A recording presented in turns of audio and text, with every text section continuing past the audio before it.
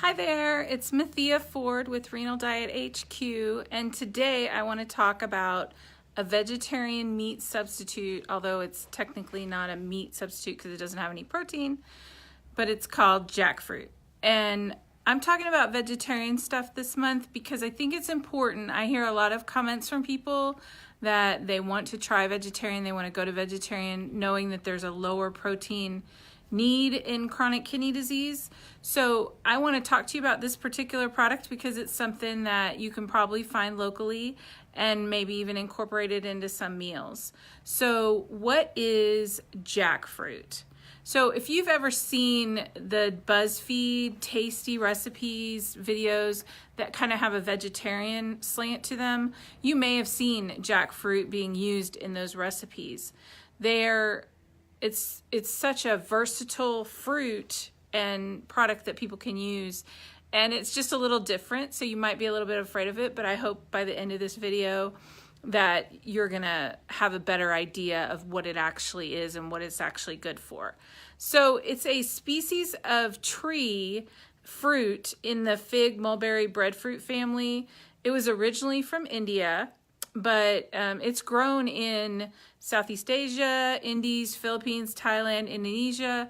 It's actually even grown in the States, in the United States, in Florida. And that's where a lot of the jackfruit that's in grocery stores and available on Amazon, for example, is grown in Florida and shipped here in the US. So it grows in a lot of different places. It needs to be a little bit tropical, which is why Florida works, because in Florida it rains like every day, just a little bit, but it rains. So it's also found in Hawaii, because that's a little bit of a tropical environment too. So there's some places it can be found. It's not necessarily imported. It can be found in the United States.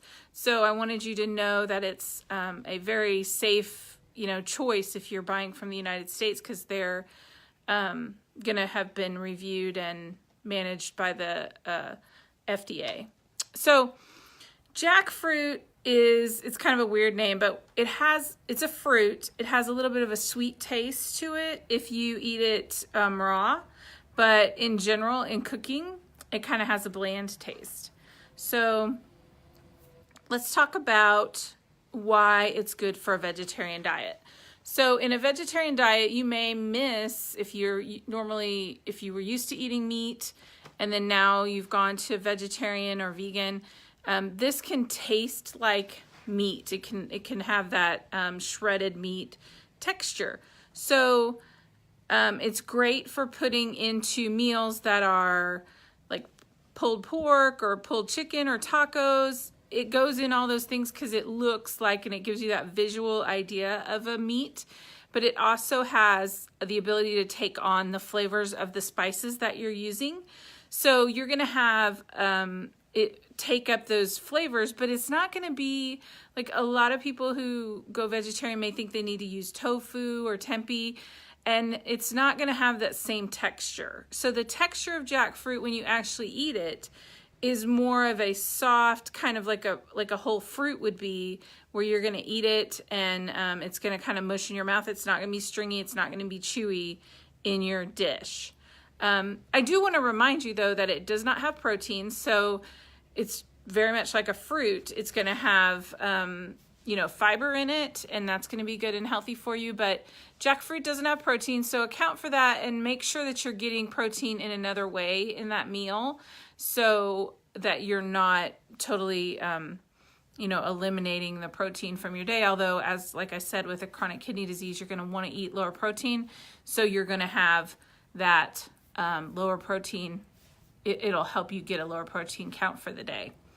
So why is jackfruit good for you? Why is it a good choice? And why might you even want to do it like on a meatless Monday, even if you're still eating regular meat? But why might you want to do it on like a meatless Monday? So it doesn't taste sweet, and it has some great benefits. So let's talk about that.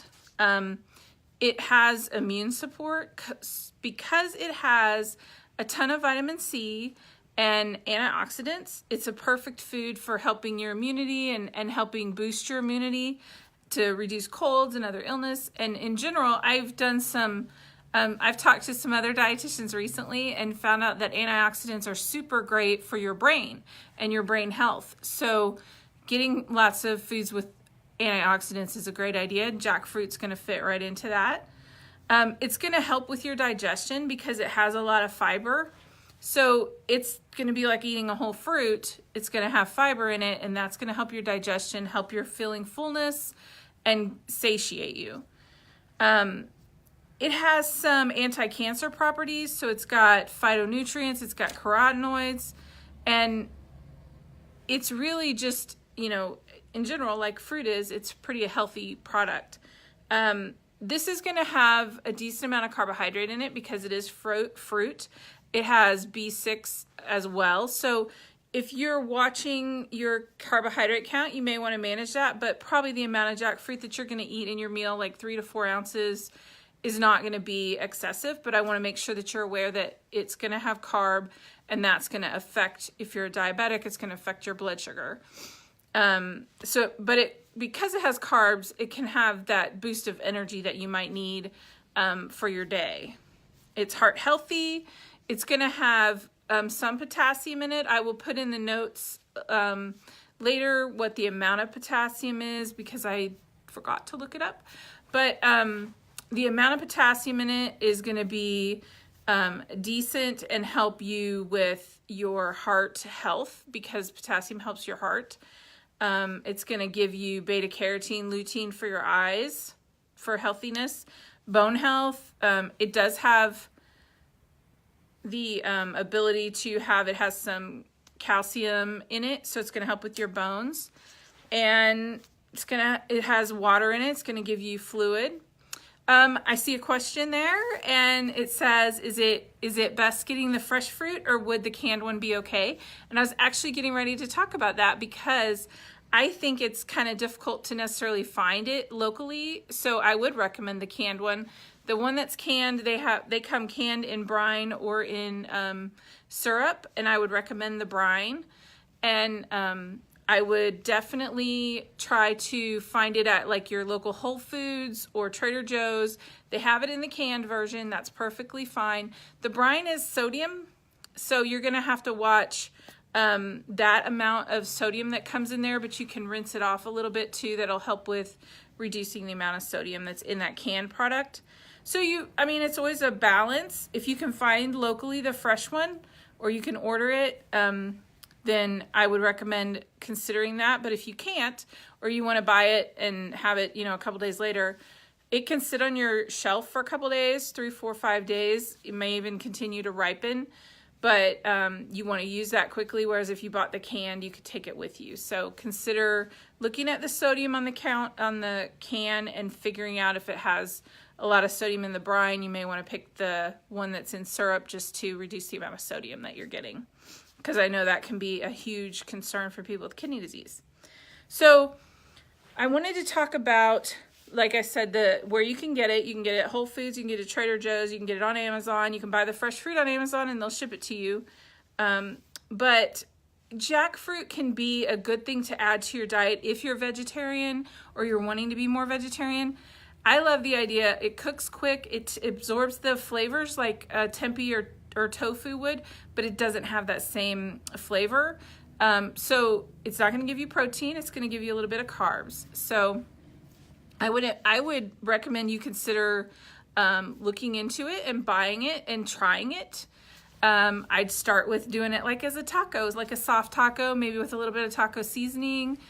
We have some Texas twist at nickaneskitchen.com that kind of has a little bit of that chili flavor. And you could put a little bit of that in there, absorb it, and it'd be good. A little bit juicy. So thanks, everyone. I love talking to you today, and thanks for the comments. I will put in the notes how much potassium is in jackfruit, because I know that's going to be a question. And I will chat with you next week. Thanks.